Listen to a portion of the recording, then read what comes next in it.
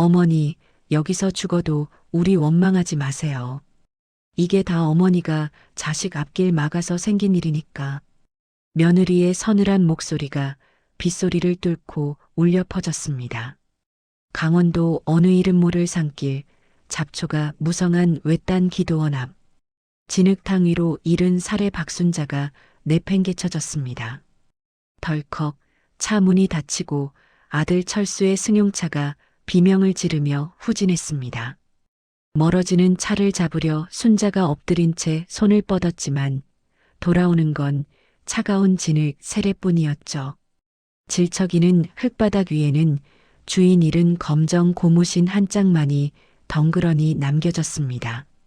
맨발이 된 순자는 안개 속으로 사라지는 차 뒤편을 향해 쉰 목소리로 아들의 이름을 불렀습니다. 하지만 잠시 후 울음소리가 멈췄습니다. 빗물에 젖은 순자의 고개가 천천히 들리는 순간 그녀의 눈동자에는 조금 전까지의 공포 대신 서늘하기 짝이 없는 냉기가 감돌기 시작했습니다. 이 놀라운 반전의 전체 이야기가 궁금하시다면 잠시만 구독 버튼을 눌러주세요. 평범해 보이는 사람들의 숨겨진 이야기를 매일 전해드립니다. 지금 바로 시작합니다. 시간을 되돌려 이 비극이 시작되기 전의 일상입니다. 서울 변두리의 조그만 아파트. 이곳에서 순자는 인간이 아닌 짐짝이었습니다. 치매가 시작되었다는 판정을 받은 후 순자의 세계는 거실 구석 좁은 돗자리 위로 줄어들었습니다. 아유, 또 흘렸어. 어머니, 일부러 이러시는 거죠? 나 골탕 먹이려고. 며느리 지은이 숟가락을 식탁에 쾅 내려놓았습니다. 순자의 입가에는 된장 국물이 묻어 있었고 바닥에는 밥알이 흩어져 있었죠. 지은은 더럽다는 듯 걸레를 가져와 순자의 얼굴을 거칠게 닦아냈습니다. 지은아, 미안하다. 손이 자꾸 떨려서. 내가 닦을게, 내가. 됐어요. 어머니가 닦으면 더 번지기만 하잖아요. 이 동네 창피해서 못 살겠네. 어제도 슈퍼 아주머니가 물어보더라고요. 그 집 할머니 정신 완전히 나간 거냐고. 나 망신시키려고 작정하셨죠? 지은은 분을 못 이긴 듯 양동이에 담긴 차가운 물을 순자의 발치에 확 쏟아버렸습니다. 거기 가만히 서 계세요. 냄새나니까 씻어야 할 거 아니에요. 이른의 노모는 차가운 물에 젖은 바짓단을 붙잡고 바들바들 떨었습니다. 퇴근하고 돌아온 아들 철수는 그 광경을 보고도 아는 척도 없이 방으로 들어가려 했습니다. 철수야, 나 춥다. 수건 좀. 엄마, 나 오늘 회사에서 잘릴 뻔했어. 투자금 다 날리고 독촉 전화만 수백 통 받았다고. 나 죽게 생겼는데. 엄마까지 왜 이래? 지은이가 시키는 대로 좀 해, 제발. 철수의 목소리에는 단 한 줌의 온기도 없었습니다. 오히려 그는 어머니가 분신처럼 아끼는 낡은 보따리를 발로 툭 차서 현관 밖으로 밀어냈습니다. 이 쓰레기 좀 치우라니까. 비린내 나서 숨을 못 쉬겠네. 그 보따리 속에는 순자가 시장 바닥에서 50년간 생선을 팔며 기록한 낡은 가계부와 아들의 베네저고리가 들어있었지만 아들에게 그것은 그저 내다 버려야 할 폐기물일 뿐이었습니다. 그날 밤 문틈 너머로 아들 부부의 은밀한 속삭임이 들려왔습니다. 철수 씨, 이제 한계야. 이 집 팔아서 빚 갚자. 어머니는 저기 강원도 산속에 사람 없는 기도원 하나 있대. 거기 두고 오면 아무도 몰라. 어머니도 공기 좋은 데 있으면 치매가 낫겠지. 순자는 어둠 속에서 보따리를 껴안고 눈을 감았습니다. 아들이 자신을 죽음의 구덩이로 밀어넣으려 한다는 사실을 알면서도 그녀는 소리내어 울지 않았습니다. 다만 속으로 나직하게 움츠렸습니다. 철수야, 내가 정말 이 애미의 목숨 줄까지 탐내는구나. 어머니의 마지막 인내심이 끊어지는 소리가 비 내리는 밤하늘에 공허하게 울려 퍼지고 있었습니다. 다음 날 창밖으로 자욱한 안개가 내려앉았습니다. 평소라면 늦잠을 잤을 아들 철수와 며느리 지은은 약속이라도 한 듯 일찍 서둘렀습니다. 지은은 평소엔 쳐다보지도 않던 따뜻한 물을 떠오며 순자의 얼굴을 닦아주는 신용을 했습니다. 어머니, 오늘 날씨가 참 묘하죠? 우리 공기 좋은 산속 기도원에 가서 바람 좀 쐬고 와요. 거기 원장님이 기도를 아주 잘하신대요. 어머니 치매도 거기 있으면 씻은 듯이 나을 거예요. 지은의 목소리는 다정했지만 순자의 손등을 닦는 수건은 거칠기 짝이 없었습니다. 순자는 며느리의 가식적인 손길을 묵묵히 받아내며 낡은 보따리를 품 안에 더 깊숙이 밀어 넣었습니다. 차가운 아침 공기보다 더 시린 것은 자식의 입에서 나오는 거짓말이었습니다. 지은아, 꼭 가야 하니? 나 그냥 집이 좋은데. 여기가 편한데. 순자의 떨리는 한마디에 운전석에서 시동을 걸던 철수가 고함을 질렀습니다. 엄마, 지은이가 엄마 생각해서 새벽부터 준비했잖아. 왜 자꾸 고집이야? 빨리 타. 철수의 거친 재촉에 순자는 떠밀리듯 뒷좌석에 올라탔습니다. 차가 서울 도심을 벗어나 고속도로에 진입하자 지은은 뒷좌석에서 순자의 손을 꽉 잡았습니다. 도망가지 못하게 감시하는 포식자의 손길이었습니다. 어머니, 거기 가면 친구들도 많고 매일 맛있는 밥도 나온대요. 이제 집에서 저랑 싸우지 않아도 되니까 얼마나 좋아요. 그치? 순자는 대답 대신 창밖을 보았습니다. 화려한 네온 사인이 사라지고 앙상한 나뭇가지만 가득한 산길이 나타나기 시작했습니다. 철수는 백미러를 통해 간간히 어머니의 눈치를 살폈지만 그의 눈에는 죄책감보다는 빨리 일을 처리하고 돌아가고 싶어하는 조급함이 더 컸습니다. 산길은 굽이굽이 이어졌습니다. 집에서 얼마나 멀리 왔는지 도착했을 때는 이미 해가 지기 시작했고 민가조차 보이지 않는 깊은 숲속이었습니다. 안개 사이로 낡은 십자가가 매달린 석조 건물이 보였습니다. 한때는 사람들로 붐볐을지 모르나 지금은 페인트가 다 벗겨지고 잡초만이 무성한 외딴 기도원이었습니다. 다 왔어. 철수 씨, 저기 공터에 세워. 지은의 지시에 차가 멈춰 섰습니다. 문이 열리자마자 차가운 산바람이 차 안으로 들이닥쳤습니다. 순자는 직감했습니다. 이곳에 발을 내딛는 순간 다시는 집으로 돌아갈 수 없으리라는 것을요. 엄마, 내려. 여기 원장님이 곧 나오실 거야. 우리는 서류 처리하러 잠시 관리동에 다녀올 테니까 저기 벤치에 앉아서 기다려. 철수는 어머니의 팔을 잡아 끌어 차 밖으로 밀어냈습니다. 진흙탕 바닥에 발이 닿는 순간 순자의 검정 고무신 한 짝이 벗겨졌습니다. 하지만 철수는 그것을 다시 신겨줄 생각조차 하지 않았습니다. 철수야, 가지 마라. 이 애미 무섭다. 철수야. 순자가 아들의 옷자락을 붙잡으려 했지만 지은이 재빨리 끼어들어 그 손을 쳐냈습니다. 어머니, 애처럼 왜 이러세요? 금방 온다니까요. 자, 이거 보따리 잘 챙기고 계세요. 지은은 낡은 보따리를 순자의 품에 억지로 안겨주었습니다. 그리고는 철수를 재촉해 차에 올라탔습니다. 탕 하고 차 문이 닫히는 소리는 마치 사형 선고처럼 들렸습니다. 순자는 맨발로 젖은 흙을 밟으며 차창을 두드렸습니다.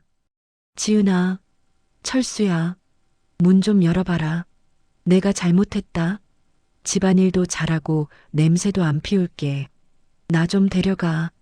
순자의 처절한 절규에도 차는 매정하게 후진을 시작했습니다. 안개 속에서 멀어져가는 아들의 차를 보며 순자는 결국 진흙탕 위로 고꾸라졌습니다. 신발 한 짝이 벗겨진 발은 금세 얼음장처럼 차가워졌고 그녀가 목숨처럼 아끼던 보따리만이 빗물에 젖어 무겁게 가라앉고 있었습니다. 하지만 그 순간 바닥에 엎드려 어깨를 들먹이던 순자의 울음소리가 뚝 끊겼습니다. 그녀는 아주 천천히 부들부들 떨리는 손으로 진흙 묻은 얼굴을 닦아냈습니다. 그리고 안개 너머를 바라보는 그녀의 눈빛은 조금 전까지 자식을 찾던 가여운 노인의 것이 아니었습니다. 아들 철수의 차가 일으킨 흙먼지가 안개 속으로 완전히 흩어질 때까지 순자는 진흙탕 위에 엎드린 채 움직이지 않았습니다. 빗물은 그녀의 낡은 손바지를 적시고 신발 한 짝이 벗겨진 맨발은 시퍼렇게 질려가고 있었죠. 멀리서 들려오는 산짐승의 울음소리가 적막한 기도원의 공기를 갈기갈기 찢어놓고 있었습니다. 누가 보아도 자식에게 버림받은 가련한 노인의 뒷모습이었습니다. 하지만 그 정적이 길어지던 순간 믿기 힘든 광경이 벌어졌습니다. 바닥을 짚고 바들바들 떨리던 순자의 손가락이 미세하게 꿈틀거리더니 이내 떨림이 멈췄습니다. 순자는 아주 천천히 그리고 정갈하게 몸을 일으켜 세웠습니다. 진흙투성이가 된 옷가지와 얼굴을 닦아내는 그녀의 손놀림에는 더 이상 치매, 노인의 망설임이나 어눌함이 없었습니다.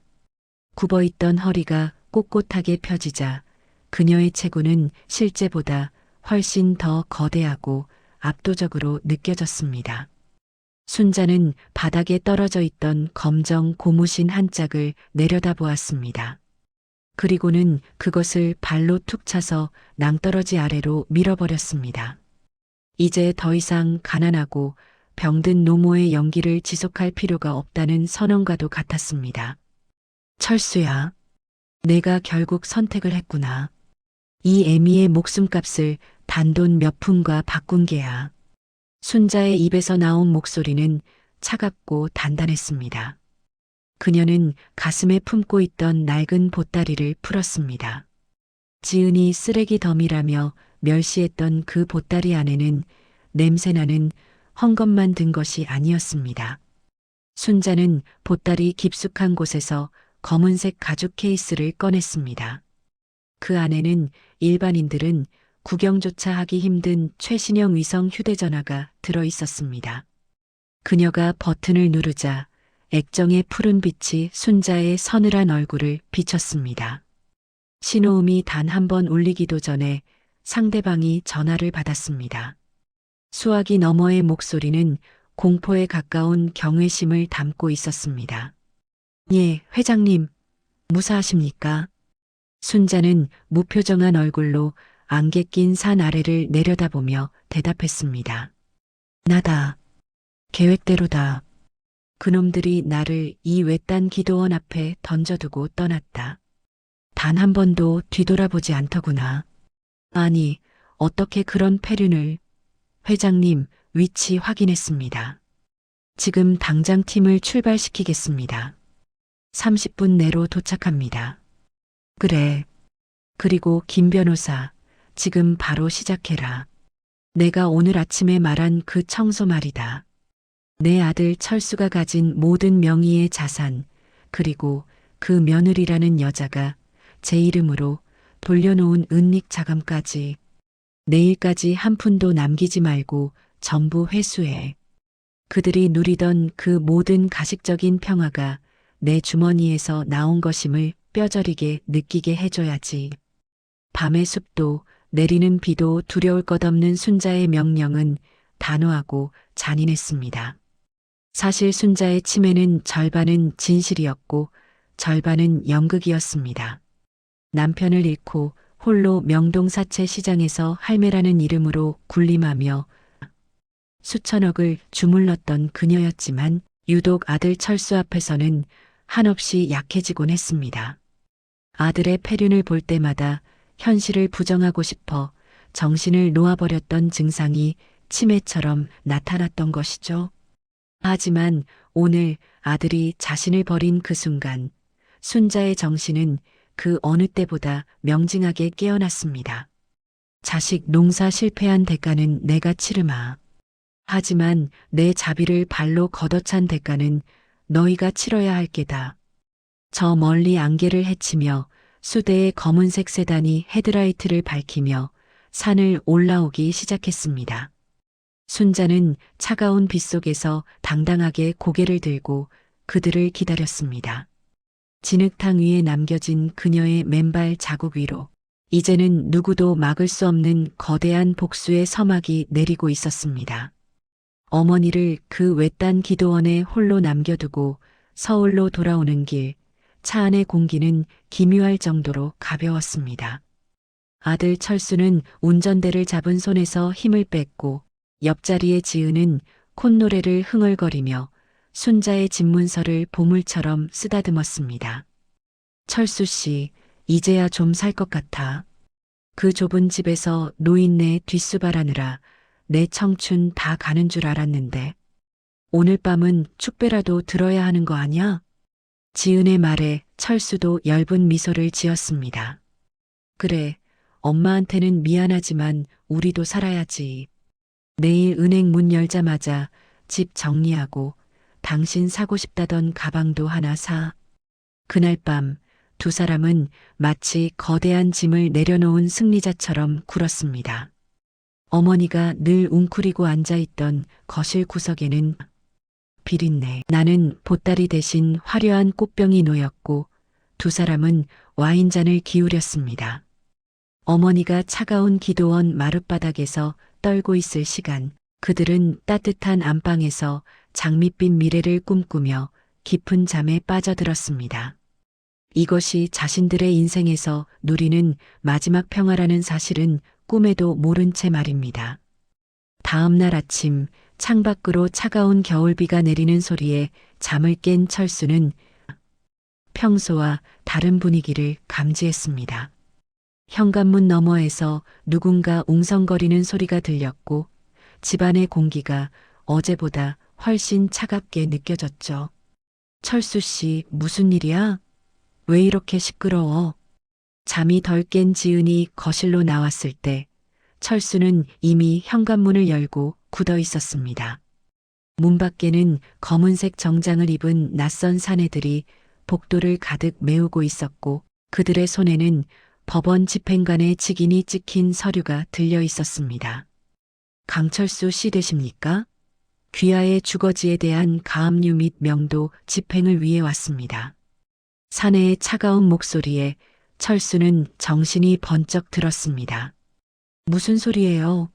가압류라니? 내 집에서 당장 나가요. 하지만 사내들은 아랑곳하지 않고 구두를 신은 채 거실로 들이닥쳤습니다. 그들은 숙련된 솜씨로 TV, 냉장고, 그리고 지은이 아끼던 화장대까지 차례대로 빨간색 압류 딱지를 붙이기 시작했습니다. 이게 무슨 짓이야? 당신들 이거 안 떼? 철수 씨, 빨리 어떻게 좀 해봐. 지은이 소리를 지르며 사내의 팔을 붙잡았지만 집행관은 무표정하게 서류를 내밀었습니다. 강철수 씨의 사업체 명의로 받은 대출금 일시상환 독촉이 오늘 새벽자로 발송되었습니다. 채권자가 대출금 미상환을 사유로 담보권을 행사했습니다. 현재 이 집 역시 제3자에게 양도된 상태입니다. 철수는 머리를 한 대 맞은 듯 멍해졌습니다. 채권 양도라니요? 이건 우리 엄마 집이고 집문서를 제가 갖고 있는데 그걸 누가 양도했다는 겁니까? 박순자 씨 본인께서 위임장을 통해 PSG 홀딩스라는 곳에 모든 권한을 넘기셨습니다. 여기 인감증명서와 위임장 사본 확인하십시오. 서류 상단에 찍힌 이름 박순자. 철수는 자신의 눈을 믿을 수 없었습니다. 어제 안개 속에서 자기를 부르며 울던 치매 노인이 어떻게 하룻밤 사이에 이런 복잡한 법적 절차를 밟았단 말인가. 그때 철수의 휴대전화가 폭발하듯 울리기 시작했습니다. 회사 격리 직원이었습니다. 사장님, 지금 회사 정문이 폐쇄됐어요. 정체 모를 투자 운용사에서 사람들을 보내서 자산 실사를 시작했대요. 사장님이 어제 작성하신 담보권 실행 서류 때문이라는데 도대체 어떻게 된 거예요? 철수는 다리에 힘이 풀려 주저앉았습니다. 어제 자신은 산에 가느라 어떤 서류에도 서명한 적이 없었습니다. 하지만 보이지 않는 누군가가 철수의 모든 빈틈을 정확히 파고들어 단 몇 시간 만에 그의 전 재산을 공중분해시키고 있었습니다. 철수 씨, 이거 꿈이지? 그 노인네가 그럴 리 없잖아. 그 보따리 안에 든 건 쓰레기뿐이었는데. 지은이 비명을 지르며 바닥을 쳤지만 사내들은 이미 그들을 현관 밖으로 몰아내고 있었습니다. 비오는 복도로 쫓겨난 아들 부부. 지은은 잠옷 차림에 겉옷만 걸친 채였고 철수는 양말도 신지 못한 상태였습니다. 복도 끝 엘리베이터 문이 열리며 중년의 신사가 걸어 나왔습니다. 그는 아들 부부를 벌레 보듯 쳐다보더니 차가운 목소리로 한마디를 던졌습니다. 사람의 인내심을 시험한 대가는 혹독한 법이죠. 강철수 씨, 당신이 벌인 것이 무엇인지 이제 천천히 깨닫게 될 겁니다. 남자는 그 말만 남긴 채 집 안으로 들어가 문을 닫아버렸습니다. 철수는 닫힌 문 앞에서 어머니의 이름을 부르짖었지만 돌아오는 것은 차가운 빗소리뿐이었습니다. 어제 그토록 행복하게 건배를 했던 그 집이 단 하룻밤 만에 세상에서 가장 낯설고 두려운 장소로 변해 있었습니다. 비바람이 들이치는 복도 바닥에 주저앉은 철수와 지은은 넋이 나간 사람처럼 서로를 바라보았습니다. 방금 전까지 자신들의 보금자리였던 문은 굳게 닫혔고 도어락은 마치 한 번도 열린 적 없었다는 듯 차가운 기계음만 내뱉고 있었죠. 지은은 젖은 잠옷 차림으로 바닥을 기며 절규했습니다. 철수 씨, 이거 다 그 노인네 때문이야. 그 위임장인지 뭔지 그게 어떻게 된 거냐고. 치매 걸린 할망구가 어떻게 하룻밤 사이에 우리를 길바닥으로 내쫓아. 철수는 대답 대신 떨리는 손으로 머리를 감싸쥐었습니다. 아무리 머리를 굴려봐도 이해되지 않는 일투성이었습니다. 어머니는 분명 자신의 이름조차 가끔 잊어버리는 치매 환자였습니다. 그런데 법원 집행관이 보여준 서류 속 박순자 세 글자는 명필이라 불러도 좋을 만큼 정갈하고 힘이 넘쳤습니다. 지은아, 설마 엄마가 우릴 속인 건 아니겠지? 그 보따리, 당신이 쓰레기라고 버리려 했던 그 보따리 말이야. 당신 거기서 뭘 본 거야? 왜 엄마가 그걸 목숨처럼 끼고 있었겠냐고. 철수의 물음에 지은의 눈동자가 흔들렸습니다. 그녀는 어머니가 밥을 먹을 때도 잠을 잘 때도 품에 끼고 살던 그 낡은 보따리를 떠올렸습니다. 단순히 낡은 옷가지와 생선 비린내 나는 장부들인 줄로만 알았는데 지금 생각해보니 순자는 그 보따리를 단 한 번도 남의 손에 맡긴 적이 없었습니다. 설마 그 안에 돈 되는 게 들어있었던 거야? 철수 씨, 우리 당장 그 기도원으로 다시 가야 해. 거기 원장한테 맡긴 게 아니라 그냥 길바닥에 두고 왔잖아. 누가 그 보따리라도 채가면 어떡해. 그게 우리 마지막 희망일지도 몰라. 욕심은 공포보다 강했습니다. 지은은 젖은 몸을 이끌고 철수를 재촉해 지하 주차장으로 향했습니다. 다행히 압류 대행업자들이 차까지는 아직 손대지 않은 모양이었죠. 철수는 미친 듯이 가속 페달을 밟으며 어제 어머니를 버렸던 강원도 그 산골로 차를 몰았습니다. 어제와 같은 길이었지만 느낌은 전혀 달랐습니다. 어제는 어머니를 버리러 가는 가벼운 발걸음이었다면 오늘은 잃어버린 보물을 찾으러 가는 광기 어린 질주였습니다. 어머니가 사실은 돈을 숨겨놓고 있었던 거야. 그 노인네 치매인 척하면서 우릴 떠본 거라고. 철수 씨, 빨리 가. 누가 먼저 발견하면 끝장이야. 그 돈만 찾으면 이딴 집구석 다시 사면 돼.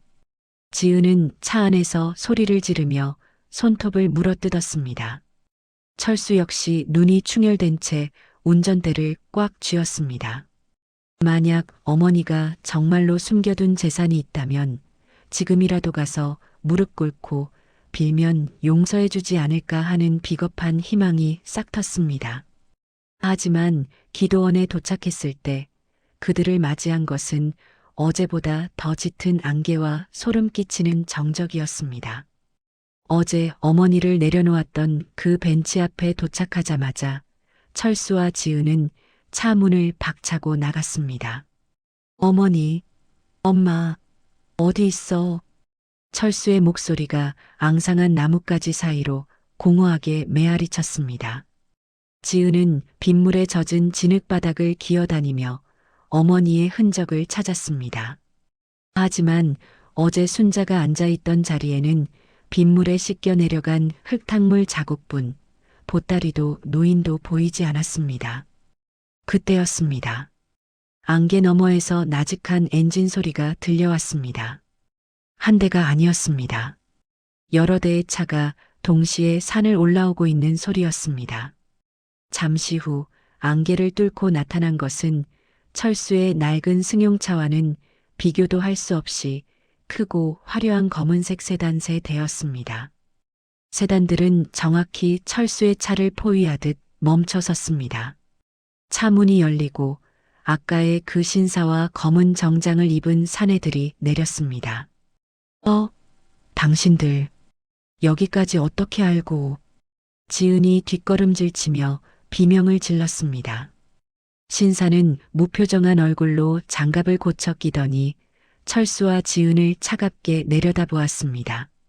강철수 씨, 그리고 김지은 씨, 아직도 상황 파악이 안 되시는 모양이군요. 회장님께서는 당신들이 이곳으로 다시 돌아올 것까지 정확히 예견하셨습니다. 탐욕이라는 건 참으로 투명하니까요. 회장님이라니? 대체 누가 회장이라는 거야? 우리 엄마 어디 있어? 그 보따리 당신들이 가져갔지? 그거 내놔. 우리 엄마 거라고.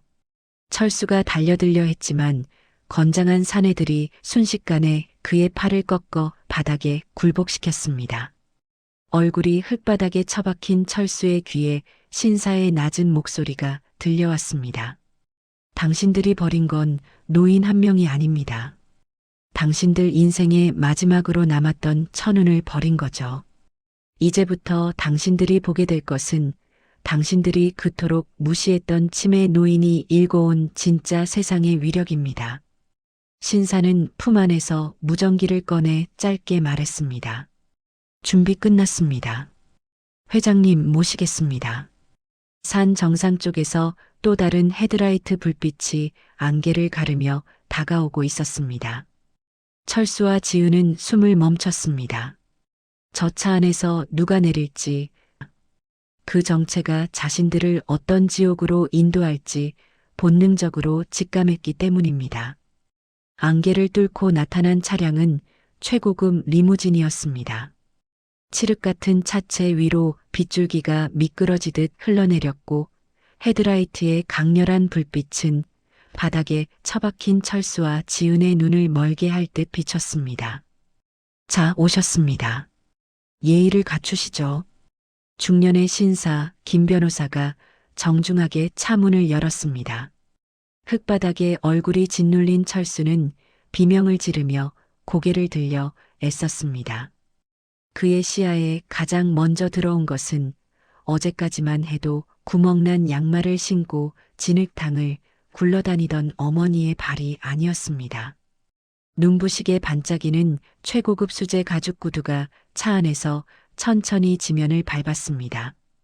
이윽고 차 안에서 한 여인이 모습을 드러냈습니다. 불과 하루 전까지 거실 구석에서 며느리에게 물세례를 받으며 걸레질을 하던 구분 등의 노인은 그곳에 없었습니다. 허리를 꼿꼿이 펴고 우아한 실크 스카프와 수천만 원을 호가하는 캐시미어 코트를 두른 여인.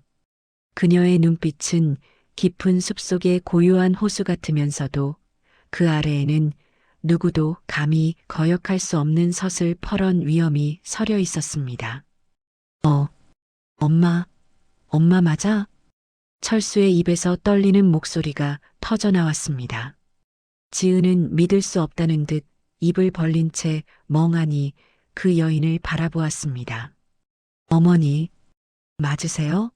어머니가 왜 그런 옷을 입고, 그 차는 또 뭐예요? 순자는 대답 대신 천천히 그들 앞으로 걸어왔습니다. 그녀의 곁에는 김 변호사가 정중히 그 낡은 보따리를 받들어 들고 있었습니다. 어제 지은이 쓰레기라며 비웃던 그 보따리는 이제 명동의 전설적인 거물 할매의 권위를 상징하는 성물처럼 보였습니다. 철수야, 그리고 지은아. 이 애미가 치매에 걸려 아무것도 모르는 줄 알았더냐? 순자의 목소리가 산기슭을 타고 낮고 웅장하게 울려 퍼졌습니다. 어눌했던 말투는 간대였고 한 시대를 풍미했던 여걸의 단단한 음성이 아들 부부의 심장을 타격했습니다.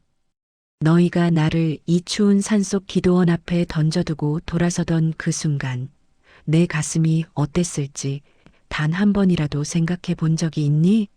내 아들이, 내가 목숨보다 소중히 키운 내 자식이 고작 몇 푼 안 되는 전세금 때문에 제 어미를 짐승처럼 버리고 가다니. 순자는 나직하게 읊조리며 철수의 앞에 섰습니다. 철수는 공포와 경악에 질려 아무 말도 하지 못한 채 눈물만 흘렸습니다. 엄마, 잘못했어요. 제가 잠시 귀신에 씌었나 봐요. 제발 한 번만 살려주세요. 잘못했다? 아니, 너희는 잘못한 게 아니다. 그저 너희 속에 숨어있던 추악한 본성을 보여준 것뿐이지. 내가 왜 치매 노인 행세를 하며 너희 집 구석에서 그 모욕을 견뎠는지 아느냐? 자식 농사 망친 줄은 알았지만 그래도 내 핏줄인데 마지막 한 줌의 희망이라도 붙잡고 싶었다. 하지만 너희는 그 기회조차 발로 차버렸어. 순자는 곁에서 바들바들 떨고 있는 지은을 서늘하게 내려다보았습니다. 지은은 그 압도적인 눈빛에 숨이 막히는 듯 헛구역질을 하며 뒤로 물러났습니다. 지은아, 내가 내 얼굴에 걸레를 던지고 물을 뿌렸을 때도 나는 참았다. 내가 내 보따리를 쓰레기 취급하며 비웃었을 때도 나는 너를 용서하려 애썼어. 하지만 너희가 공모해서 나를 이 산속에 버리고 간 순간 너희는 스스로 지옥의 문을 연 게다. 김 변호사가 보따리를 풀었습니다. 그 안에서 나온 것은 냄새나는 옷가지가 아니었습니다. 명동 사채 시장의 전설이자 강남 빌딩 수채를 보유한 자산운용사의 실소유주임을 증명하는 서류들, 그리고 수십 년간 정재계 인물들을 쥐락펴락했던 비밀 장부들이었습니다. 이 나라 경제의 큰 줄기를 움직이는 자금들이 어디서 나오는지 아느냐? 내 사업이 망해갈 때마다 기적적으로 나타나던 익명의 투자자들이 누구의 손끝에서 움직였는지 단 한 번이라도 의심해 본 적이 있느냐? 철수는 그제야 깨달았습니다. 자신이 사업 위기를 겪을 때마다 나타났던 구원의 손길들이 사실은 모두 어머니였다는 사실을요. 어머니는 아들이 스스로 일어서기를 기다리며 뒤에서 묵묵히 기둥이 되어주고 계셨던 겁니다. 하지만 이제 끝이다. 너희가 오늘 아침에 겪은 일들은 시작에 불과해.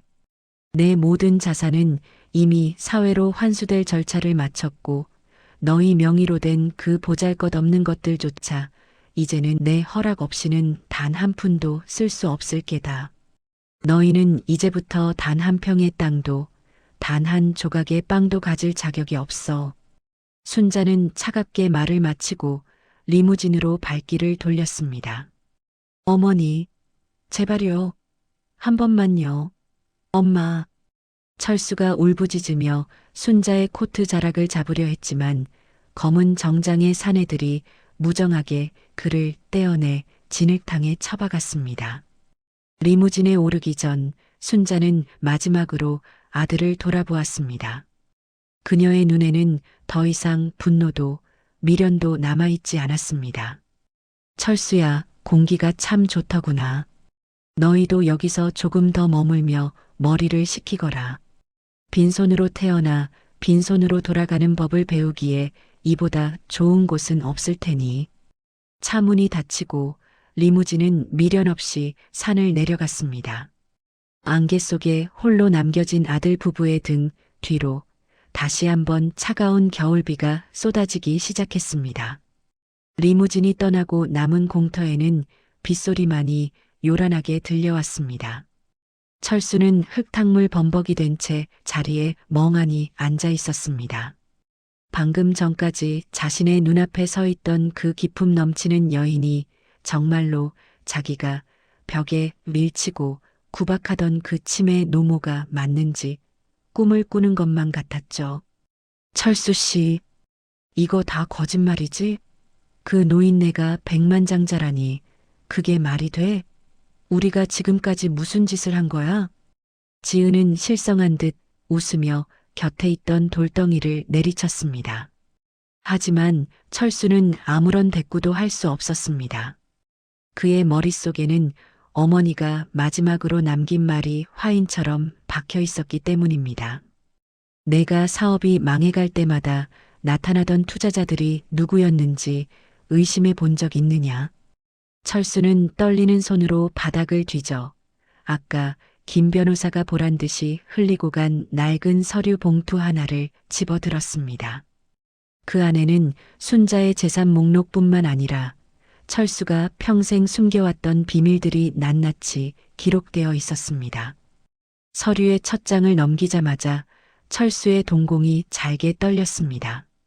그것은 10년 전 철수가 처음 사업을 시작했을 때 냈던 대형 뺑소니 사고의 합의서 사본이었습니다. 당시 철수는 술에 취해 사람을 치고 겁에 질려 도망쳤습니다. 하지만 다음 날 누군가 익명으로 피해자와 거액의 합의를 보고 사건을 흔적도 없이 덮어주었기에 지금까지 평범하게 살 수 있었죠. 철수는 그게 그저 운이 좋았던 건 줄로만 알았습니다. 하지만 서류 밑바닥 비고란에는 정갈한 글씨로 이렇게 적혀 있었습니다. 내 아들의 죄는 내가 평생 짊어지고 간다. 이 아이가 스스로 뉘우칠 때까지 나는 이 비밀을 무덤까지 가져가리라. 어머니였습니다. 어머니는 아들이 범죄자가 되는 것을 막기 위해 자신의 명성을 이용해 피해자, 가족을 정성껏 보살피고 모든 뒷수습을 했던 것입니다. 그뿐만이 아니었습니다. 철수가 도박에 빠져 날려먹었던 수억 원의 빚, 사기꾼들에게 속아 넘어갔던 부동산 계약까지 순자는 뒤에서 묵묵히 똥을 치우듯 아들의 허물을 닦아내며 살아왔던 것입니다. 철수 씨, 그게 뭐야? 왜 혼자 보고 있어? 지은이 서류를 낚아채 읽어 내려가기 시작했습니다. 하지만 지은의 눈에 들어온 것은 철수의 죄가 아니라 서류 맨 뒷장에 첨부된 순자의 진짜 진단서였습니다. 거기에는 놀라운 사실이 적혀 있었습니다. 순자는 실제로 시민성 기억 장애를 앓고 있었습니다. 그녀의 치매는 망각이 아니라 고통스러운 기억만을 선택적으로 지우려 애쓰는 방어 기제였습니다. 순자는 아들의 폐륜을 볼 때마다 정신을 놓아버리고 싶어 했고 스스로를 치매라는 감옥에 가두어 아들의 악행을 보지 않으려 했던 것입니다. 어머니는 처음부터 알고 계셨던 거야. 우리가 자기를 버릴 거라는 걸 이미 알고 계셨으면서도 마지막까지 우리한테 기회를 주신 거라고. 철수는 가슴을 쥐어뜯으며 통곡했습니다. 자기는 어머니가 돈이 없는 줄 알고 짐짝 취급하며 버렸는데 어머니는 아들이 사람 죽인 죄까지 대신 지고 지옥 같은 시간을 견뎌오고 계셨던 겁니다. 지은은 그제야 자신이 무너뜨린 것이 단순히 돈 많은 노인이 아니라 한 인간의 고귀한 희생이었다는 사실을 깨달았습니다. 하지만 그녀의 후회는 여전히 돈을 향해 있었습니다. 그럼 이제 그 돈은 하나도 못 받는 거야? 그 수백억이 다 재단으로 갔다고? 철수 씨, 당신 어머니 찾아가서 빌어야 해. 당신 아들이잖아. 엄마가 아들을 진짜로 버리겠어? 지은이 철수의 멱살을 잡고 흔들었습니다. 하지만 철수는 힘없이 그녀의 손을 뿌리쳤습니다. 그는 알고 있었습니다. 어머니의 눈빛이 그토록 차갑게 변했을 때 이미 자신은 아들로서의 자격을 영구히 박탈당했다는 것을요. 순자는 아들에게 돈을 주지 않음으로써 복수를 한 것이 아니었습니다. 아들이 평생 동안 자기가 무엇을 버렸는지 깨닫게 만드는 가장 잔인한 형벌을 내린 것이었습니다. 철수는 빗물에 젖은 서류 뭉치를 가슴에 안고 소리 죽여 울었습니다. 안개 자욱한 산속 길을 잃은 것은 치매 걸린 노모가 아니라 바로 자신들이었습니다. 수백억의 유산보다 더 값진 어머니의 사랑을 스스로 진흙탕에 처박아 버린 대가는 그 어떤 파산보다도 처절하고 시린 법이었습니다. 그로부터 1년이라는 시간이 흘렀습니다. 화려했던 강남의 밤거리는 여전했지만 그 불빛 속에 강철수와 김지은의 자리는 더 이상 없었습니다.